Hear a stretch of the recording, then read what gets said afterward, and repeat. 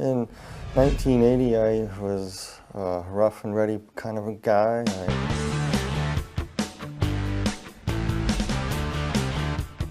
I drank a lot and partied a lot, and I was moved to Tucson, Arizona, and I was working at a construction site, and one of the guys brought some water from Mexico that was contaminated.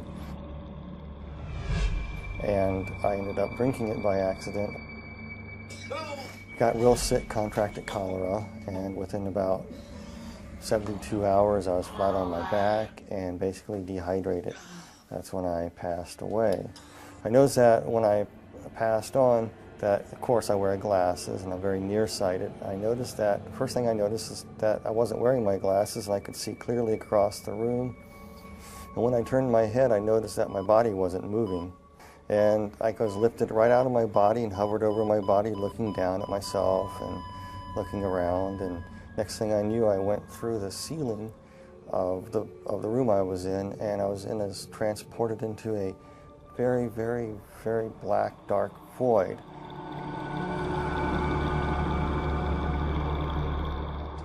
I could hear like somebody speaking to me, like telepathy.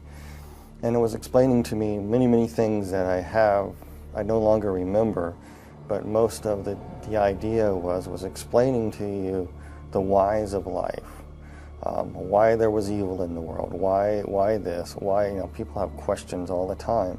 These were being answered to you as you were being transported to this light. And time you got to where the light was, you knew what happened, you know what's going on, you know what happened, you know you died, you know you're going to be judged, and everything as you're traveling, it's made so clear to you that what's happening is perfectly just and right.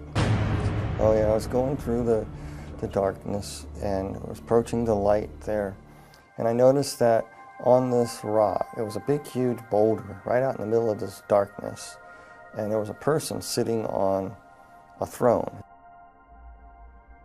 And the individual that was sitting on it was emanating light, very, very powerful, bright light.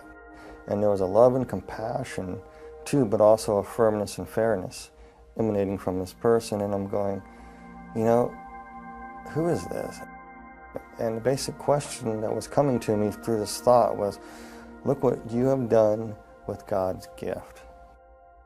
It was actually Jesus was speaking this to me. He said, if I let you into heaven with what you know now, that I'm just, right, perfect, you would misuse that and keep sin alive in heaven. You can't come in. He told me it was granted to me to see a land unknown that's best forgotten, but will not be left unseen. That was it. And then he took out all these keys out of his robe, just pulled them out. And as he pulled them out, you could see the scar where the nails were kind of like in the wrist area, and they kind of pulled the bones apart. It's kind of traumatic looking. And he had these keys, and the keys were odd shapes and design. And he walked over to a place, and he stuck this key into this, looked like a gate. And a door opened. Then the veil came over, and it was dark again. I couldn't see it all I could see was the Lord. And I was being moved toward this door, and I went through that door into a void. I mean, a tornado vortex. It was just going round and round. It was a tunnel, spinning horrendously around, just roaring and roaring and spinning and spinning and spinning.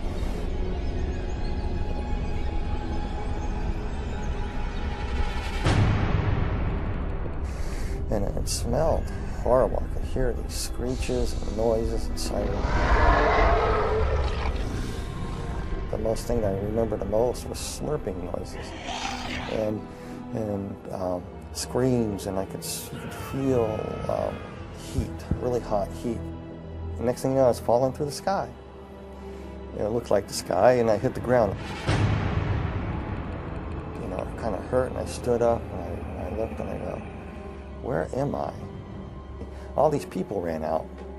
And some of them looked like people that were dead that I knew, and other people I knew that were not dead. And they come around me, slapping me on the back. They got there awful quick because the house looked far away, but all of a sudden they were there, slapping me on the back, welcoming me there. But something just wasn't quite right with them because they looked weird. They had yellow glints in their eye, and their eyes were almost reptile-like. I looked over and I saw what looked like my best friend turn into somebody else. And I said, hey, wait a minute, you can't do that. You're not who you say you are. Who are you? And then all of a sudden I looked around and I go, all these people around me are not people. They began to morph into what they were. They were ugliest creatures I've ever seen. Reptile-like, some of them, they were just god-awful, like rotting vegetables, and they were distorted and twisted, and they were not perfect by no means. And they were just filthy, smelly creatures. And they were just starting to come at me like they're going to shred me to pieces. And one tried to grab me right across my chest, and one tried to grab my legs. And while they're trying to tear you to pieces, they backed away, and this one that looked like my best friend earlier, who morphed into different people, came up to me. It was he was about 4'8", looked like a sort of half dinosaur, a reptilian type creature, and it was hissing and spitting at me, and was speaking in a language that I didn't know what it was saying at first. I was telling, and it was broken in English. It was telling me to come, follow it, follow it, follow it. So he motioned to me, and we took a few steps, and all of a sudden we were at the end of the horizon. That doesn't make any sense, but we came across to what looked like the end of the horizon. You couldn't go any further, and I couldn't understand what it was. And yet I could look out and I could see all this vast fields and mountains. And then that creature stuck its hand in this horizon, and he ripped it open like a veil, and he stepped out of it up onto this road, and he telling me to come, motioning me to come. So I did the same. I just went ahead, I got up, and next thing I knew, I was on a large, wide, dusty, flat road. I just came out of a cell, a cube. It was around 10 by 10 foot square. It could have been 14 by 14. That's what the dimensions were. And there was a cell next to it, and there was a cells above it, kind of set back, concave, so they're going up. And there were 6 of them to the roof of this place. And in the walls are embedded people in cells. And he pointed to another cube, and in this cube I was looking at, there were people inside these cubes. Some were vacant, some people waiting for people to arrive like I did. There's this person in there, and I was just looking at them, and then it was showing me another person. Each person that was in their cube was like they were reliving parts of their life all over again, but not in a very pleasant way. It's like a living nightmare. And as we were walking along, I realized that hell is just an enormous big place, and there's many other parts to hell that I did not see. I just saw this place called the pit. And so it says, it's been granted to thee, follow me out to the middle of the road. So he walked out in the middle of the road, and all these demons and creatures running around, and I saw all these people in various stages of torment. And some of these demon creatures inside these cubes were going in at will. And they would be attacking people in various ways. But to the people, they look like other people, or times in their lives, or they look like demons. Whatever their worst nightmare was basically what they were living. We walked along to another cube, looked inside of another individual that was there, and it reminded me of an old sailing ship. And this guy used to be a captain of the ship, and he was being flogged. Things that he did on this old sailing ship, he did it for pleasure for these people because it was his ship, and he liked to be mean to his crew, and it was being meted back to him. I noticed this being, this creature looking at me. It was in a cube at first, and the person who was looking at this creature, it was one of those tall creatures with the faces that went around, but it was of a beautiful purplish color in a way, kind of a beautiful creature, but hideous at the same time. And with its faces revolving around, very seductive, very, very flattering, very, very persuasive. It would try to plant thoughts in your mind, trying to tell you, why would such a good God allow people to suffer like this? It was trying to get me to curse God. I really don't know who the demon creature was. I know he had great power and authority. He either was the second in command or he could have been Satan himself. This one vortex was spinning and a lady that had just died in a car wreck came through and she was deposited right there. And I saw her as she arrived, and inside her cube, she saw it as the illusion of her grandmother's farm, her grandparents' farm that she loved so well as when she was growing up. And her grandmother recently passed away too, so she got in this cube, and immediately she thought she was in heaven because there was a grandmother waiting there welcoming her. The grandmother that was actually a demon that gave the illusion of being the grandmother said, "Dear Pudding, you made it to heaven. I'm so glad you're here." And she really thought that she was in paradise. But there was a darker side to her. She would make her children be what she wanted. Her children wanted something else. She wanted them to be this. And if they didn't do it her way, it was the fist. It was verbal abuse. It was cutting down. So as she sat down, I was watching it, and the tree's limbs just grabbed her. And then she realized she was not in paradise. And as we passed some cubes, there were people inside, and they were trapped in flames. And it was like their skin was still intact, but they were burning. And there was an individual, and he was playing pool. And this guy was a child serial killer, but he lived in the 1940s. But he was in this pool hall playing this pool before the punishments would commence again. He thought he had a break. And then these people in there would torment him and come and run and just grab him and tear him up. And out of the sky, I could see this big demon coming down. It reminds me of a snake. He just gobbled him and swallowed him. Then all these other little demons came up and said, "That's no fair. We didn't have our chance with him yet." Regurgitated him back up. He was whole. I know this sounds really bizarre, but that's what happened. Then all the other little demons, little teeny things, about 3 foot tall, just jumped on him. And he was powerless. And they were beating him and clawing him. And there was no rest for this guy whatsoever after that. It was constant torment. Everything that he ever done was being justly put back to him. I came to a cube, and I was looking at this, and this was a woman. She was dressed in fine garb. She was a temple prostitute, basically what it was. And she was somebody who died in Corinth around 69 AD. For a price, she would have a newborn son. For some reason, their religion was some strange thing. When you have a newborn son, you can offer it into a statue, and there's flames underneath the statue. You put the baby on the statue, and basically the baby would be cooked. And here she is in this temple. There was no let up to her torment. It was almost like all the little babies that she burned that were hers and other people's were tormenting her, mocking her, pouncing on her, just crawling and tearing her up. And she just screamed, and I had to turn away and walk.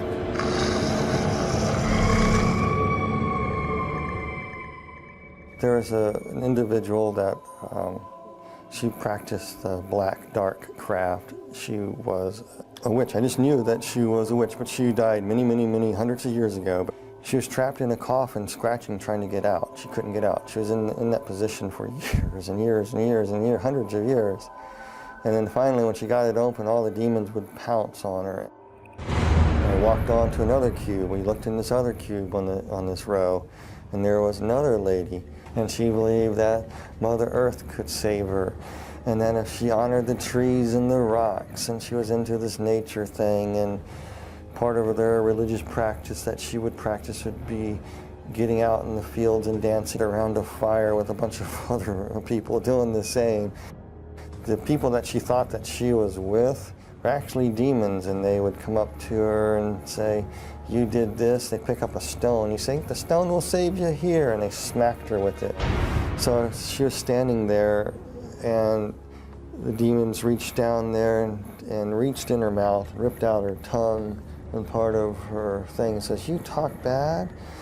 Oh, the stones are not going to save you. Nobody can save you." Then they ripped off her, just actually took her skin and just peeled it off. It was really slow and agonizing to shreds. It done nothing to the skeletons. Then they took the bones and broke the bones. And she felt everything. Then her body would come back together. The flesh would come back together, and she'd be whole again, and it would start all over again. A different scene would happen. And some of the cruelest people on earth were in these. You know, some people, I don't like to say names of people or anything like that, but I will, you know, this one particular individual is definitely there, and everybody knows who it is. It's Adolf Hitler. Hitler was sitting in a cube. The cube was open, and it was just burning flames. He's just sitting there burning. And his flesh wasn't burning, and he had this hideous look on his face. And he was, as he was burning, the flesh would be rotting, and he was feeling every bit of it. It was almost like every oven of the gas, of the concentration camps, all the tortures that went on there were being meted back to him in one intense flaming bit of stoked up white hot heat that would rot his flesh away at the same time, make him ashes, come back. He was just being tormented like that. He was just, I remember having this weird look on his eyes. It was just angry, vicious anger. When we return, Bryan Melvin tells how for a moment he thought he may be trapped in hell for all eternity. And we were walking in another segment of hell near the back recesses of the wall, another segment of the deep dark pit. And we're coming to this one pit there was one place, and the cube was open, and inside there, this demon was trying to get me to go inside this cube in what looked like a dentist chair. I'm not afraid of dentists at all, but this thing looked like a dentist chair to me, with all these hideous creatures in there trying to say, this is where you are going. And they want you in this cube here. And they were trying to get me in there, and I didn't want to go. And this part is very hard for me, because you got to understand, you are so scared. And this whole time you're there, you're just saying, Jesus Christ, Jesus Christ, Jesus Christ. By that time, I was probably saying Jesus Christ so fast, Jesus Christ so fast, that it was a blur. That's all I can say. They wanted me in this cube, and I was scared. I didn't want to go in this thing. And like I said, throughout the whole time, you felt a connection with somebody from above, the Lord. And then all of a sudden, you could feel something coming for you. I was so petrified, I couldn't distinguish what it was. You could feel the footsteps walking behind you, and the ground thundering. And as it closer, whatever it was walking behind me. And I was too scared to turn away to see who it was, because I didn't want these things to rush me and grab me. And all of a sudden, they started coming toward me. And then the presence got right behind me, and they all scattered. And that purplish, big, tall, demonic creature, the regal creature, kind of backed slightly away and kind of bowed and kind of walked out, just kind of slithered on into the mist, into the darkness of hell. And the Lord was carrying me up.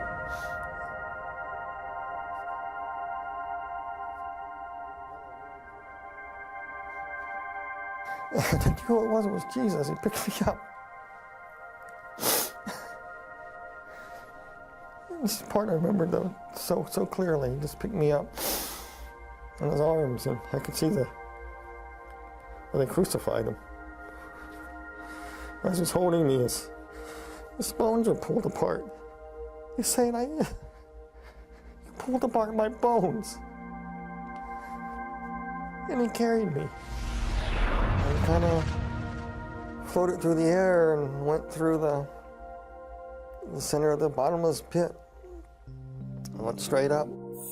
I remember bits and pieces of being taken to a hospital and waking up in a hospital room, and nurses poking me. And when I woke up out of this thing trying to breathe, I grabbed the doctor and said, I'm not in a cube, am I? I better not be in a cube. And the doctor says, no, you're in a hospital. And from it, I was no longer an atheist. There was a God, there is a heaven, and there is a hell.